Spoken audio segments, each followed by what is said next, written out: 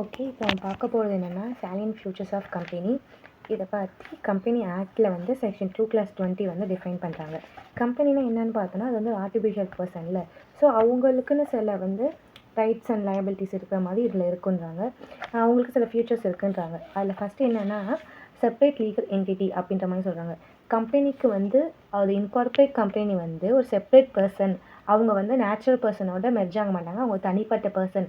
இவங்க வந்து ஒரு ஓனாக இவங்க பேரில் ப்ராப்பர்ட்டி வாங்கலான்னு சொல்லியிருக்காங்க. தென் இவங்க பேரில் கான்ட்ராக்ட் போடலாம், ஒரு கேஸ் ஃபைல் பண்ணலாம், சூட் பண்ணலாம், இல்லை இவங்க வந்து சூடாகவும் இருக்கலாம் அப்படின்ற மாதிரி சொல்லியிருப்பாங்க. அதை வந்து ஓன் நேமில் பண்ணலாம், அந்த கம்பெனி நேம்லேயே பண்ணலாம் அப்படின்ற மாதிரி சொல்லியிருப்பாங்க. இதை வந்து எந்த கேஸ் வந்து டிஃபைன் பண்ணுது அப்படின்னா சாலமன் கேஸ்லாம் சொல்லியிருப்பாங்க. இதில் என்ன சொல்லியிருப்பாங்கன்னா கம்பெனி வேறு, இவர் ஷேர் ஹோல்டராக இருக்கார்ல அந்த சாலமன், இவர் வேறு அப்படின்ற மாதிரி சொல்லியிருப்பாங்க.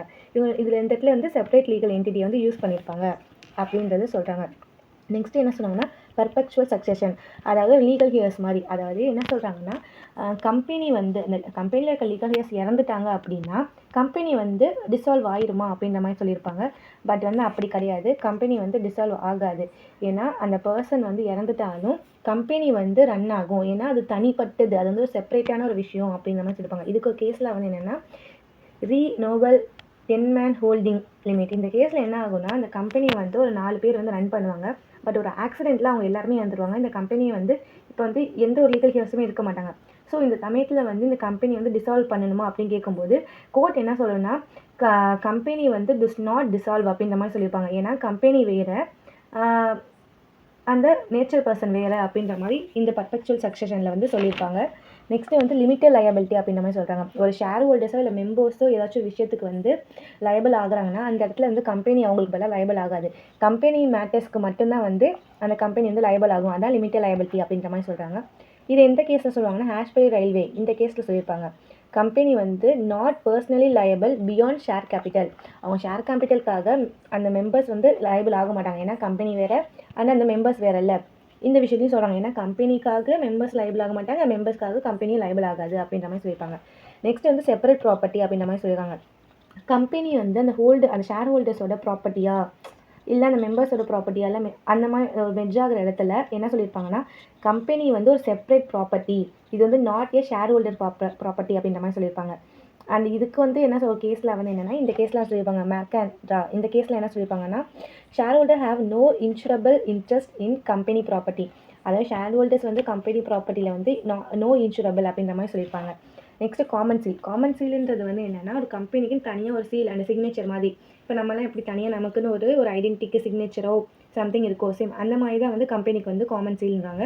இயர்லியஸ்ட் பீரியடில் இருந்துச்சு. பட் ஆஃப்டர் 2015 அமெண்ட்மெண்ட்டுக்கு அப்புறம் காமன் சீல் வந்து ஒரு ஆப்ஷனல் அப்படின்ற மாதிரி சொல்லிட்டாங்க. அது வந்து செக்ஷன் 22 அண்ட் செக்ஷன் 9 வந்து டிஃபைன் பண்ணும். Next transferability of share. இதில் என்ன சொல்லியிருப்பாங்க அப்படின்னா ஒரு கம்பெனி வந்து ஒரு ஷேரை வந்து ட்ரான்ஸ்ஃபரும் பண்ணலாம், சேல் பண்ணலாம், அந்த கம்பெனி முடிவு எடுத்து பண்ணிக்கலாம். அது வந்து ஒரு மூவபிளாக இருக்கலாம், இம்மூவபிளாக இருக்கலாம். மோஸ்ட்லி என்ன பண்ணலாம், ஒரு ட்ரான்ஸ்ஃபரபிள் ஷேர் வந்து அந்த மூவபிள் ப்ராப்பர்ட்டி வந்து ட்ரான்ஸ்ஃபர் பண்ணலாம் அப்படின்ற மாதிரி சொல்லியிருப்பாங்க. இதை வந்து இந்த விஷயத்தில் வந்து நமக்கு சொல்கிறாங்க. நெக்ஸ்ட்டு வந்து ஆர்டிஃபிஷியல் லீகல் பர்சன் அப்படின்ற மாதிரி சொல்கிறாங்க. இந்த இடத்துல என்ன சொல்லியிருக்காங்கன்னா அது கம்பெனி ஆக்ட் அந்த லாவே சொல்லியிருக்கு கம்பெனி வந்து ஒரு ஆர்டிஃபிஷியல் பர்சன் அப்படின்ற மாதிரி சொல்லியிருக்காங்க.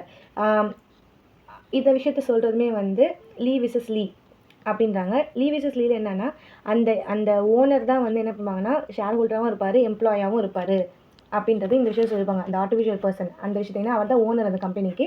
தென் அந்த ஆர்டிஃபிஷியலில் இவர் வந்து ஒரு எம்ப்ளாயாகவும் இருப்பார் அப்படின்றது இதை சொல்லியிருப்பாங்க. இதை வந்து லா வந்து அப்ரூவ் பண்ணுது இந்த ஆர்டிஃபிஷியல் பர்சன் வந்து கிரியேட் பண்ணுறதுக்கு. நெக்ஸ்ட்டு வந்து செப்பரேட் மேனேஜ்மெண்ட் அண்ட் ஓனர்ஷிப் அப்படின்ற மாதிரி சொல்லியிருக்காங்க.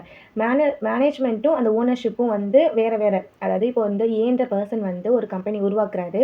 ஸோ அவர் அந்த கம்பெனியில் வந்து ஒரு ஷேர் ஹோல்டராக இருக்காரு. பட் அவர் தான் அந்த கம்பெனியோட போர்ட் ஆஃப் டைரக்டராக இருக்கணுமா அப்படின்னு கேட்டால் கிடையாது. ஓட்டிங் மூலமாக வந்து போர்ட் ஆஃப் டைரக்டர் வேறு யாராச்சும் கூட இருப்பாங்க. ஆனால் வந்து அவர் வந்து இந்த இடத்துல வந்து ஷேர் ஹோல்டராக, அது வந்து ஒரு மெஜாரிட்டி ஷேர் ஹோல்டராக வந்து அவர் அந்த இதில் இருப்பார். ஓகேங்களா. தென் அவருக்கு டியூட்டிஸ் இருக்குது, சம் லயபிலிட்டிஸ் வந்து அந்த ரெக்யூப்மெண்ட் அந்த போர்ட் ஆஃப் டைரக்டருக்கு இருக்குது. அதை பற்றி சொல்கிறது வந்து செக்ஷன் 149 செக்ஷன் 166 வந்து டிஃபைன் பண்ணும். Next capacity to issue and be sued அப்படின்ற மாதிரி சொல்லியிருப்பாங்க. ஒரு கம்பெனி தன்னோட ஓன் நேமில் வந்து ஒரு கேஸை ஃபைல் பண்ணலாம், ஏன்னா கேஸில் வந்து இவங்களே வந்து ஆஜராகலாம். இந்த மாதிரி விஷயத்தை வந்து கம்பெனி பண்ண முடியும். இதை வந்து எந்த கேஸில் சொல்லியிருப்பாங்கன்னா டாடா இன்ஜினியரிங் அண்ட் லோக்கோமோட்டிவ் கோவோ லிமிட் இந்த கேஸில் சொல்லியிருப்பாங்க. தென் என்னென்னா ரிஜிஸ்டர்டு என்டிட்டி அப்படின்னா ஒரு கம்பெனின்னு நம்ம ஸ்டார்ட் பண்ணோன்னா கம்பல்சரி அதை வந்து ரிஜிஸ்டர் பண்ணியிருக்கணும் அப்படின்ற மாதிரி சொல்லியிருப்பாங்க. அது ரிஜிஸ்டர் என்டிட்டியாக இருக்கணும் அந்த கம்பெனி அப்படின்ற மாதிரி இந்த இதை சொல்லியிருப்பாங்க. அதாவது என்ன செக்ஷன் 7 செக்ஷன் 3 சொல்லியிருப்பாங்க. ஃபார்மேஷன் ஆஃப் கம்பெனியை பற்றி செக்ஷன் 3 சொல்லியிருப்பாங்க. தென் இன்கார்பரேஷன் ஆஃப் கம்பெனியை பற்றி செக்ஷன் 7 வந்து டிஃபைன் பண்ணியிருப்பாங்க அப்படின்ற மாதிரி சொல்லியிருக்காங்க. நெக்ஸ்ட்டு பை ஓன் ப்ராப்பர்ட்டி, அந்த ஓன் ப்ராப்பர்ட்டி பை பண்ணுறது நம்ம பார்த்தோம். நெக்ஸ்ட் வந்து என்னென்னா காமன் கேபிட்டல் அப்படின்னு என்னென்னா ஒரு கம்பெனி ஸ்டார்ட் பண்ணும்போது நம்ம ஒரு அசெட் வந்து அதில் போட்டிருப்போம், அதை ட்ரான்ஸ்ஃபரபிள் பண்ணலாமா அப்படின்ற மாதிரி சொல்கிறது தான் வந்து காமன் கேபிட்டல் அப்படின்றாங்க. ஒரு மேனேஜரியல் ஹியாச்சி அப்படின்னா ஒரு நேச்சுரல் பர்சனும் அண்ட் ஆர்டிஃபிஷியல் பர்சனும் ஜாயினாக தான் ஒரு கம்பெனியை ரன் பண்ணியிருப்பாங்க அண்ட் ஒரு கம்பெனியை உருவாக்கியிருப்பாங்கள்ல, அதை சொல்கிறது தான் வந்து இந்த மேனேஜரியல் ஹிராச்சி அப்படின்றாங்க. இனிமேல் வரப்போகிற செக்ஷனை வந்து நம்ம நெக்ஸ்ட் கிளாஸஸில் பார்ப்போம்.